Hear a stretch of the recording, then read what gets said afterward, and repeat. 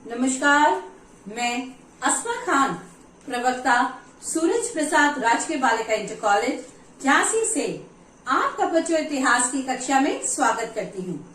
तो बच्चों, आज हम पढ़ने जा रहे हैं कक्षा 11 के 10वें अध्याय का दूसरा भाग। 10वां अध्याय मूल निवासियों का विस्थापन। तो बच्चों, इसके प्रथम भाग में हमने क्या पढ़ा? हमने यूरोपीय साम्राज्यवाद के बारे में समझा था, उत्तरी अमेरिका के मूल निवासियों के बारे में जाना, पारस्परिक धारणाओं एवं अपनी जमीन से मूल बाशिंदों की बेदखली के बारे में भी पढ़ा। तो बच्चों, इसी के आगे अब हम बढ़ते हैं और पढ़ेंगे अब अपना दूसरा भाग। और सबसे पहले जाने इस भाग के उद्देश्य को। अध्याय के इस भाग की समाप्ति के पश्चात आप सभी छात्र छात्राएं निम्नलिखित बातों को जानने में सक्षम होंगे। गोल्ड रश और उद्योगों की वृद्धि को समझने का हम प्रयास करेंगे। संवैधानिक अधिकारों के बारे में भी हम जानने का प्रयास करेंगे। संयुक्त राज्य अमेरिका और कनाडा के मूल निवासियों के बदलाव की लहर को भी हम पढ़ेंगे। उत्तरी और दक्षिणी अमेरिका की तरह ही ऑस्ट्रेलिया के बारे में भी हम जानने का प्रयास करेंगे। ऑस्ट्रेलिया में आए बदलाव की लहर को भी हम पढ़ेंगे। तो बच्चों, ये उम्मीद हमेशा से की जाती थी कि उत्तरी अमेरिका में धरती के नीचे सोना है। 1840 में संयुक्त राज्य अमेरिका के कैलिफोर्निया में सोने के कुछ चिन्ह मिले। इसने गोल्ड रश को जन्म दिया। ये उस आपाधापी का नाम है जिसमें हजारों की संख्या में आतुर यूरोपीय लोग चुटकियों में अपनी तकदीर संवार लेने की उम्मीद में अमेरिका पहुंचे। इसके चलते पूरे महाद्वीप में रेलवे लाइनों का निर्माण हुआ, जिसके लिए हजारों चीनी श्रमिकों की नियुक्ति हुई। गोल्ड रश और उद्योगों की वृद्धि। संयुक्त राज्य अमेरिका रेलवे का काम 1870 में पूरा हुआ और कनाडा की रेलवे का 1885 में। एंड्रयू कार्नेगी ने, जो स्कॉटलैंड से आया हुआ एक गरीब अप्रवासी और संयुक्त राज्य अमेरिका के पहले करोड़पति उद्योग स्वामियों में से एक था। इंग्लैंड में औद्योगिक क्रांति के एक खास समय में होने के पीछे एक कारण ये भी था कि छोटे खेतीहर बड़े किसानों के हाथों अपनी जमीनों से वांछित होकर कारखानों की नौकरी की ओर मुड़ रहे थे। उत्तरी अमेरिका में उद्योग कई अलग तरह के कारणों से विकसित हुए। रेलवे के साथ सामान बनाने के लिए, ताकि दूर दूर की जगहों को तीव्र परिवहन के द्वारा जोड़ा जा सके, और ऐसे यंत्रों का उत्पादन करने के लिए जिनसे बड़े पैमाने की खेती को आसान बनाया जा सके। ये बच्चों, आप जो पिक्चर अपने सामने चित्र देख रहे हैं, ये गोल्ड रश के दौरान कैलिफोर्निया जाते लोग, ये देख रहे हैं कैसे ये बुलक कार्ट से जा रहे हैं, बैलगाड़ी जिसे कहते हैं, ये है वो चित्र। इसके आगे अब हम बढ़े बच्चों। संयुक्त राज्य अमेरिका और कनाडा दोनों जगह पर औद्योगिक नगरों का विकास हुआ और कारखानों की संख्या तेजी से बढ़ी। 1860 में संयुक्त राज्य अमेरिका का अर्थतंत्र विकसित अवस्था में था। 1890 में वह दुनिया की अग्रणी औद्योगिक शक्ति बन चुका था। इसी के साथ ये चित्र भी बच्चों आप देखिए, ये संयुक्त राज्य अमेरिका द्वारा अप्रवासियों का कैसे स्वागत हो रहा है। ये देख रहे हैं, ये जो लेडी, ये महिला खड़ी हैं, कैसे स्वागत कर रही हैं। तो इसी में बच्चों 1890 तक आते आते जंगली भैंसों का लगभग पूरी तरह उन्मूलन किया जा चुका था और इस तरह शिकार वाली वह जीवन चर्चा की समाप्त हुई, और जिसे मूल बाशिंदे सदियों से जीते आ रहे थे। अब कोई जो प्राकृतिक नहीं रहा, जो कई दशकों तक यूरोपीय आबादकारों को पश्चिम की ओर खींचता रहा था। कुछ ही वर्षों के भीतर संयुक्त राज्य अमेरिका हवाई और फिलीपींस में अपने उपनिवेश बसा रहा था। वह एक साम्राज्यवादी शक्ति बन चुका था। आगे बच्चों अब हम देखें संवैधानिक अधिकार। आबादकारों ने 1770 के दशक में आजादी के अपने संघर्ष में लोकतांत्रिक भावना के जिस नारे के तहत एकजुटता बनाई थी, वही पुरानी दुनिया की राजशाही और अभिजात तंत्र के खिलाफ संयुक्त राज्य अमेरिका की पहचान बनी। उनके लिए ये भी अहम था। उनके संविधान में व्यक्ति के संपत्ति के अधिकार को शामिल किया गया, जिसे रद्द करने की छूट राज्य को नहीं थी। लोकतांत्रिक अधिकार राष्ट्रपति और कांग्रेस के प्रतिनिधियों के चुनाव में वोट देने का अधिकार और संपत्ति का अधिकार दोनों सिर्फ गोरे लोगों के लिए थे। अब बच्चों, एक कनाडाई मूल निवासी डैनियल पॉल ने 2000 में इस ओर ध्यान खींचा कि अमेरिका स्वाधीनता संग्राम और फ्रांसीसी क्रांति के समय लोकतंत्र के पक्ष में आवाज बुलंद करने वाले थॉमस पाइन ने समाज का संगठन करने के लिए इंडियंस का इस्तेमाल एक मॉडल के तौर पर किया था। इसके आधार पर उसने दलील भी दी। अमेरिकी मूल निवासियों ने मिसाल बनकर यूरोपीय लोगों के लंबे लोकतंत्रोन्मुखी आंदोलन के बीच बोए थे। तो बच्चों, आगे हम देखें अगली स्लाइड अपनी, बदलाव की लहर। 1920 के दशक तक संयुक्त राज्य अमेरिका और कनाडा के मूल निवासियों के लिए कुछ भी बेहतर होना शुरू नहीं हुआ। अब संयुक्त राज्य अमेरिका की समस्त जनता को प्रभावित करने वाली बड़ी आर्थिक मंदी से कुछ साल पहले 1928 में समाज वैज्ञानिक लेवाइस मरियम के निर्देशन में संपन्न हुआ एक सर्वेक्षण प्रकाशित हुआ। वो क्या था? The problems of Indian administration, जिसमें रिजर्वेशंस में रह रहे मूल निवासियों की स्वास्थ्य एवं शिक्षा सुविधाओं की दरिद्रता का बड़ा ही दारुण चित्र प्रस्तुत किया गया था।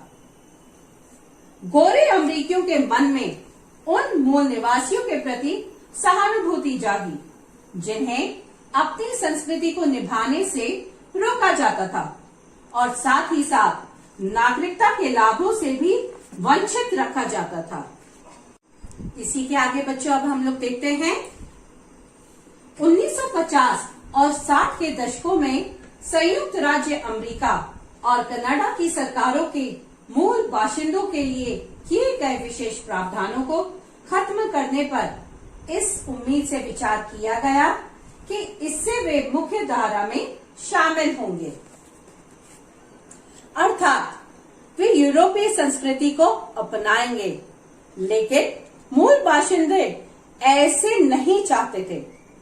1954 में अनेक मूल निवासियों ने अपने द्वारा तैयार किए गए डिक्लेरेशन ऑफ इंडियन राइट्स में इस शर्त के साथ संयुक्त राज्य अमेरिका की नागरिकता स्वीकार की कि उनके रिजर्वेशंस वापस नहीं किए जाएंगे और उनकी परंपराओं में दखल अंदाजी नहीं की जाएगी।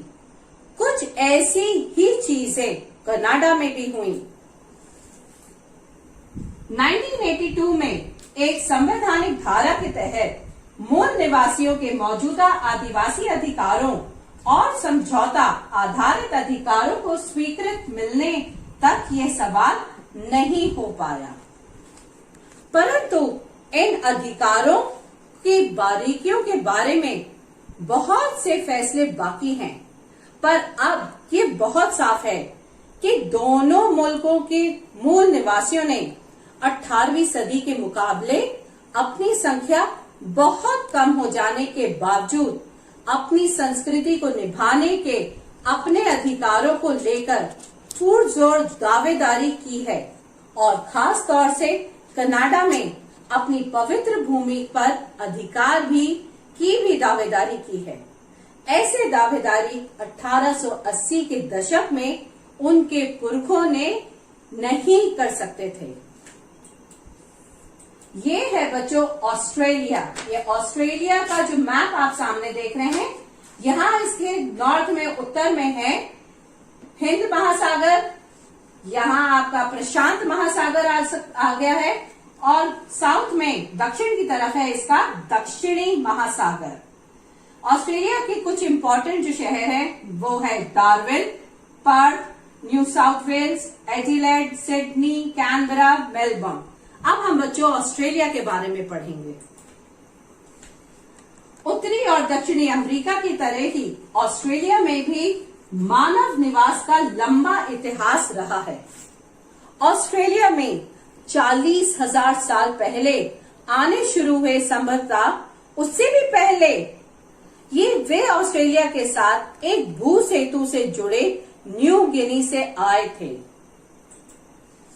मूल निवासी अपनी परंपराओं के हिसाब से ऑस्ट्रेलिया नहीं आए थे, बल्कि वे हमेशा से यहीं थे। बीती सदियां स्वप्न काल कही जाती थी। इस कथन को समझना यूरोपीय लोगों के लिए मुश्किल था, क्योंकि इसमें अतीत और वर्तमान का अंतर धुंधला हो जाता था।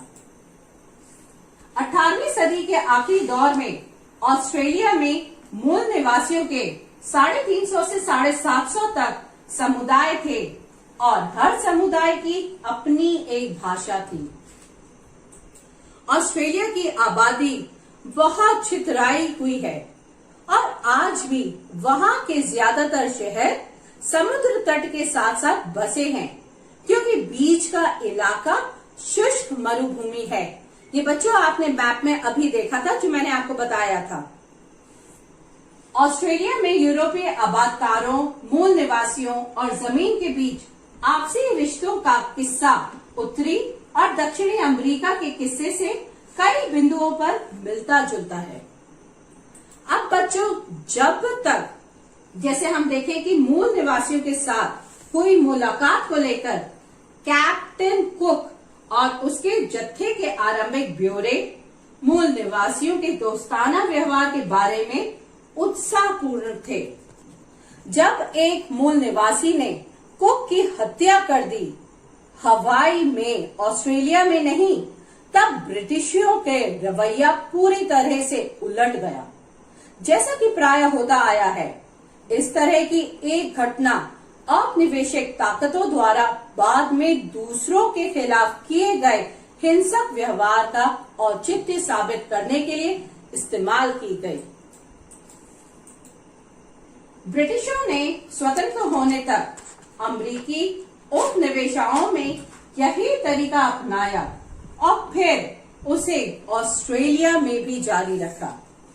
अब ऑस्ट्रेलिया में ज्यादातर शुरुआती आबादकार इंग्लैंड से निर्वासित होकर आए थे और उनके कारावास पूरा होने पर ब्रिटेन वापस न लौटने की शर्त पर उन्हें ऑस्ट्रेलिया में स्वतंत्र जीवन जीने की इजाजत दी गई। यूरोपीय बस्तियों के तहत ऑस्ट्रेलिया का आर्थिक विकास अमेरिका जितना भिन्नतापूर्ण नहीं था।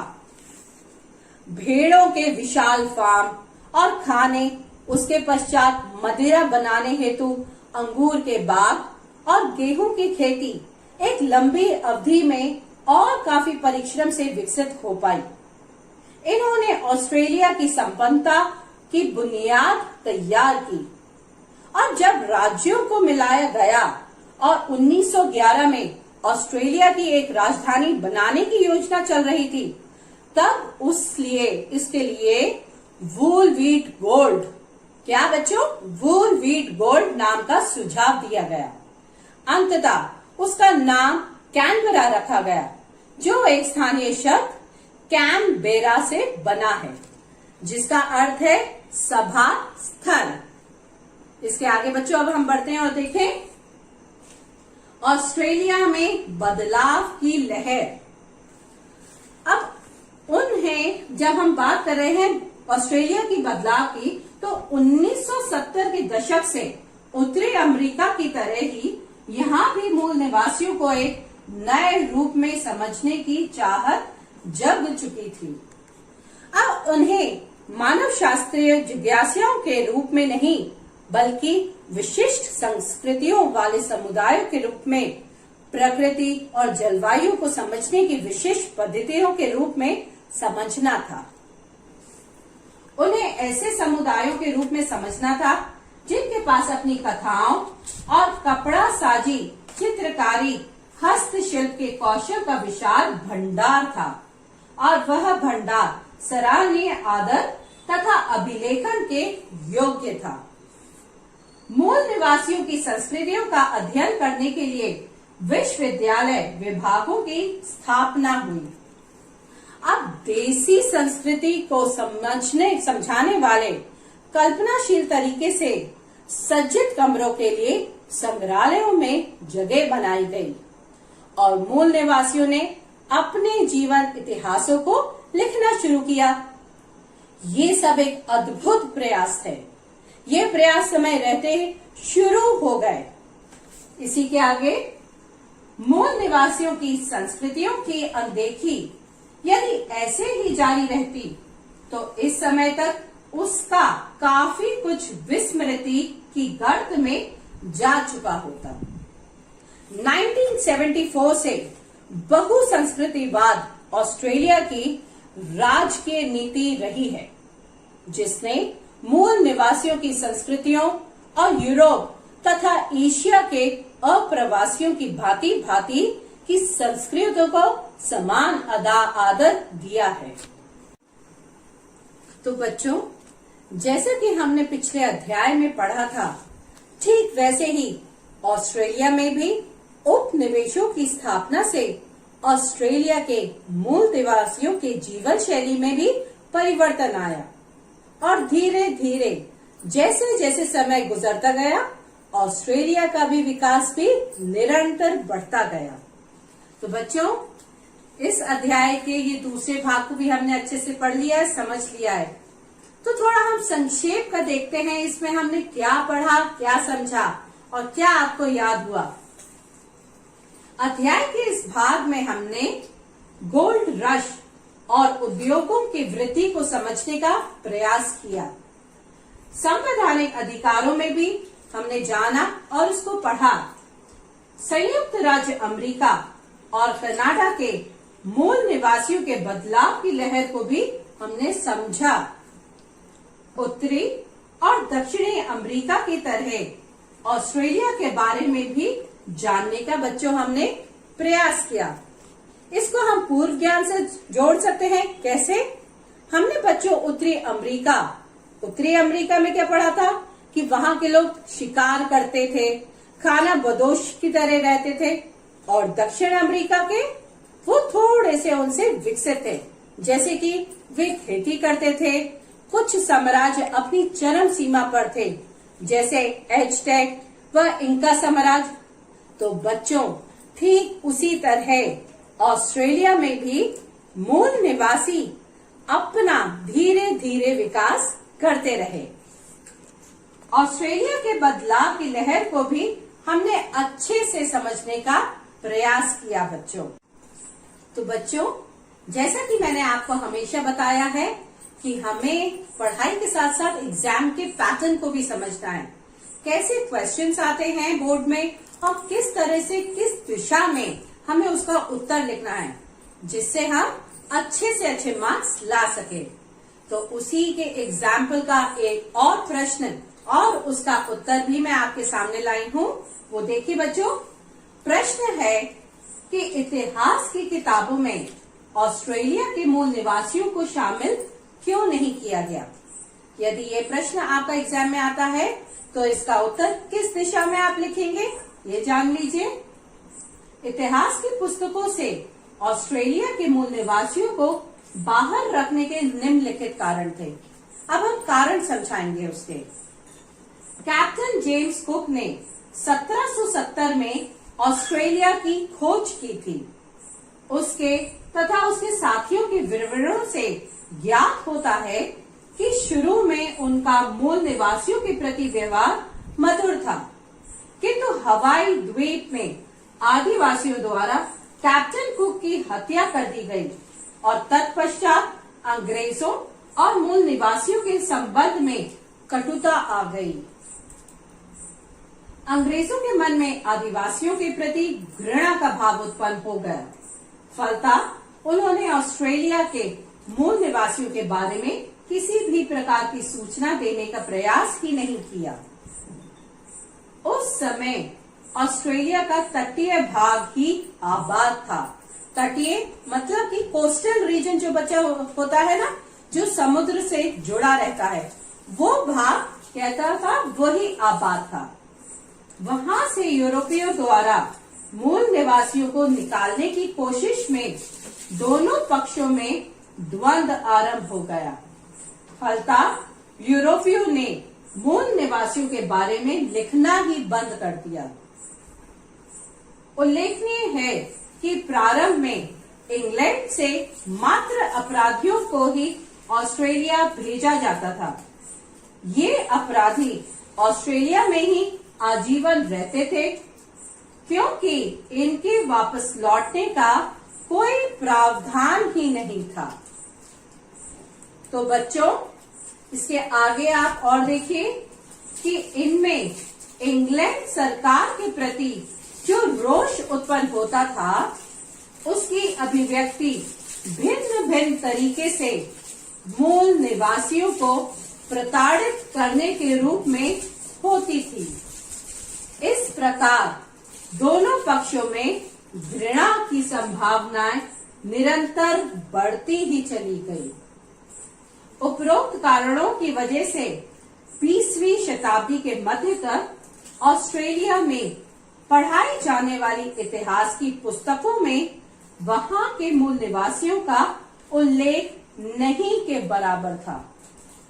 हालांकि 1968 के बाद गलतियों को सुधारा गया और ऑस्ट्रेलिया के मूल निवासियों को इतिहास में बराबर स्थान दिया जाने लगा। तो बच्चों, ये था वह क्वेश्चन जो मैंने आपको बताया और उसका आंसर इसी तरह से आपको लिखना है, तो आपके अच्छे से अच्छे मार्क्स आएंगे। तो इसी के साथ हम इस चैप्टर के, इस अध्याय के दूसरे भाग का निष्कर्ष भी जान ले।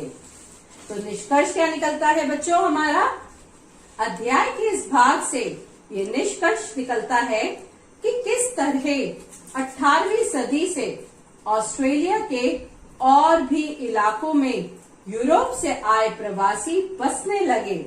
देखा किस तरीके से, अभी जो मैंने आपको एक्सप्लेन करा, इस प्रक्रिया ने वहां के बहुत से मूल निवासियों को दूसरे इलाकों में जाने पर मजबूर किया। यूरोपीय लोगों को ऐसी बस्तियों को उपनिवेश कहा गया, या एक और शब्द मैंने बताया था, याद आ रहा है? कॉलोनी। जब ये बाशिंदे इन उपनिवेशन से मुक्त हुए तो उन्हें राज्य या देश का दर्जा हासिल हो गया। तो बच्चों, ये था इस अध्याय का निष्कर्ष। इसके साथ साथ आपको अच्छे से इम्पोर्टेंट पॉइंट्स को नोट करना है, जैसे कि गोल्ड रश के बारे में, मैंने कॉलोनीज के बारे में आपको समझाया था, उपनिवेशवाद के बारे में, उत्तरी अमेरिका, साउथ अमेरिका, साथ ही ऑस्ट्रेलिया, कैसे ये बदलाव हुए, इन सब के बारे में अच्छे से याद रखना है। तो बच्चों, अब इस चैप्टर के कुछ होमवर्क भी है जो आपको करना है घर में बैठकर अपना अच्छे से। सबसे पहली बात तो आप इस अध्याय को पूरी तरीके से अच्छे से पढ़ के इसके इम्पोर्टेंट पॉइंट्स को आप नोट कर लीजिए। इसके फिल इन द ब्लैंक्स भी आप बना लीजिए जो आपकी बुक में भी है, और साथ ही कुछ प्रश्न मैं आपको घर के लिए दे रही हूँ, वो आप जरूर करिए। पहला तो वही प्रश्न है जिसका आंसर आपने अभी देखा, उसको नोट किया है आपने। इतिहास की किताबों में ऑस्ट्रेलिया के मूल निवासियों को शामिल क्यों नहीं किया गया? अगला प्रश्न है, लोगों की संस्कृति को समझने में संग्रहालय की गैलरी में प्रदर्शित चीजें कितनी कामयाब रहती हैं? किसी संग्रहालय के देखने के अपने अनुभव के आधार पर सौदाहर विचार कीजिए। ये प्रैक्टिकल क्वेश्चन है बच्चों, जो आप कर सकते हैं। आपने संग्रहालय तो देखा है, उसको सोच के समझ के आपको वो विचार देने हैं अपने। इसके आगे अगला प्रश्न है, 1970 के दशक में ऑस्ट्रेलिया में आए बदलाव की लहर से आप क्या समझते हैं? इसको स्पष्ट कीजिए। ये अभी ही हमने आपको बताया है इसका आंसर। अगला प्रश्न है, संयुक्त राज्य अमेरिका और कनाडा में गोल्ड रश और उद्योगों में हुई वृद्धि को समझाइए। ये बहुत इंपॉर्टेंट है। गोल्ड रश भी आप समझ गए हैं और किस प्रकार से वृद्धि हुई। ये है वो क्वेश्चंस जिसके आंसर आपको लिखना है। और मैं फिर से रिपीट कर रही हूँ बच्चों, सारे इंपॉर्टेंट पॉइंट्स आप लिख रही हो, सब लिख लीजिएगा, जिससे आप जब भी रिवीजन करेंगे आप जल्दी ही उसको याद कर लेंगे और रिकॉल कर लेंगे। तो इसके साथ बच्चों अब हमें आगे क्या पढ़ना है उसके बारे में भी हम जान लें। जो हमारा अगला अध्याय है, हम क्या पढ़ेंगे उसके पहले आप थोड़ा सा उसको पढ़ के आइएगा।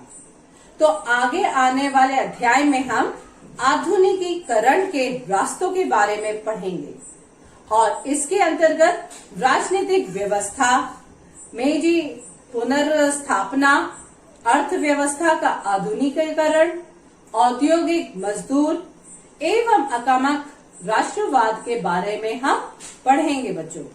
तो इसके लिए आप थोड़ा सा अपने घर से पढ़ के आइएगा। मैं आशा करती हूँ आपको अच्छे से ये समझ में आ गया होगा और ऐसे ही आप पढ़ते रहेंगे और आगे बढ़ते रहेंगे। थैंक यू, धन्यवाद।